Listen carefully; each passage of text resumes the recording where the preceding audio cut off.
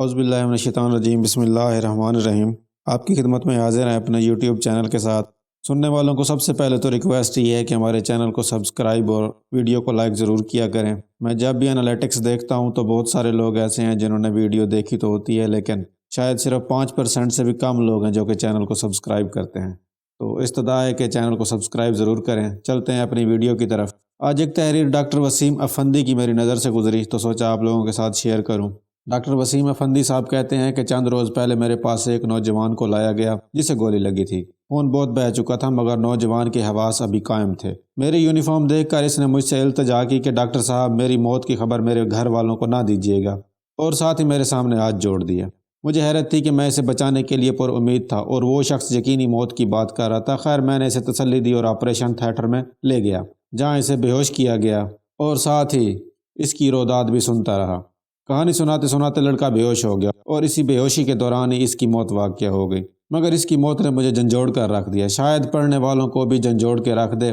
تو قصہ کچھ اس طرح ہے کہ جب لڑکے نے التجا کی میری موت کی خبر میرے گھر والوں کو نہ دیجیے گا بلکہ لاش عیدی سینٹر یا چھپا والوں کو دے دیجیے گا، تو میں نے اس سے وجہ پوچھی کہ آخر اس سب کی وجہ کیا ہے۔ تو اس نے بتایا کہ میرے والد صاحب فوت ہو چکے ہیں، میری 3 چھوٹی بہنیں ہیں جنہوں نے پچھلے 2 دن سے کچھ نہیں کھایا۔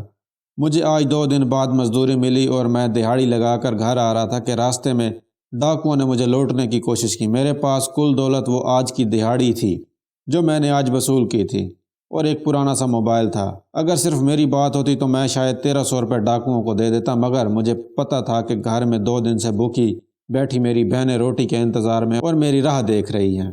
یہ پیسے ڈاکو لے گئے تو میری بہنیں کیا کھائیں گی، جبکہ یہ لوگ خوف خدا سے آری ہیں، یہ تو کسی اور کو بھی لوٹ لیں گے۔ لہٰذا میں نے مزاحمت شروع کر دی اور ان ظالموں نے محض 1300 روپے کی خاطر مجھے گولی مار دی۔ ڈاکٹر صاحب مجھے پتہ ہے میں مر جاؤں گا، مگر مجھے فکر ہے کہ میرے گھر والے جن کے پاس روٹی تک نہیں، جن کے پاس روٹی کھانے کے پیسے تک نہیں، وہ میرے لیے کفن کے پیسے کہاں سے لائیں گے، قبر کے پیسے کہاں سے لائیں گے۔ لہٰذا میرے گھر والوں کو میری موت کی خبر نہ دیجیے گا۔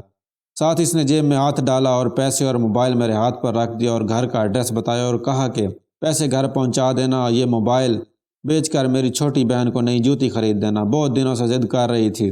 اگر میری والدہ کا حوصلہ بلند ہوا تو اسے تسلی دیتے ہوئے میری موت کی خبر دے دینا، ورنہ کہہ دینا کہ آپ کا بیٹا کسی دوسرے شہر مزدوری کے لیے چلا گیا ہے۔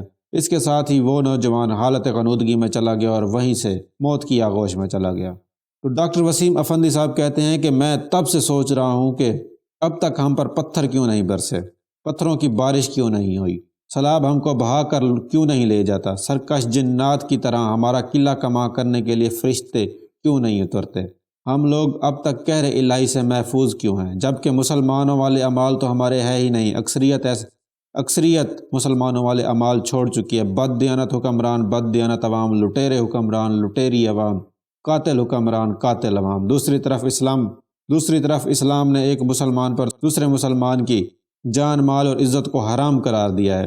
انہی سوالات کو سوچتے ہوئے میں نے ہر چیز اس نوجوان کے گھر والوں تک پہنچا دی، اپنی جیب سے اس کے کفن دفن کا انتظام بھی کیا، ان لوگوں کے لیے مناسب روزگار بنا کر بہت جلد یہ ملک چھوڑ کر بما فیملی کسی اور ملک میں منتقل ہو گیا، کیونکہ جتنی شدت سے اہلیان پاکستان قہر خدا کو آواز دے رہے ہیں مجھے نہیں لگتا ان لوگوں کو توبہ کی مہلت بھی ملے گی۔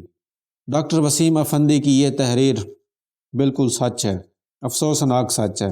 بطور مسلمان، بطور انسان، یہ ہمارے لیے شرم کا مقام ہے کہ محض چند روپے کے لیے، چند 100 روپے کے لیے قتل کر دیا جاتا ہے۔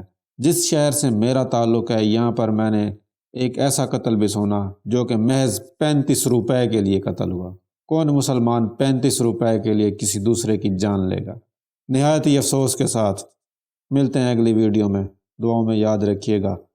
اللہ ہم پر اپنا رحم نازل فرمائے، آمین۔ والسلام، ملتے ہیں اگلی ویڈیو میں۔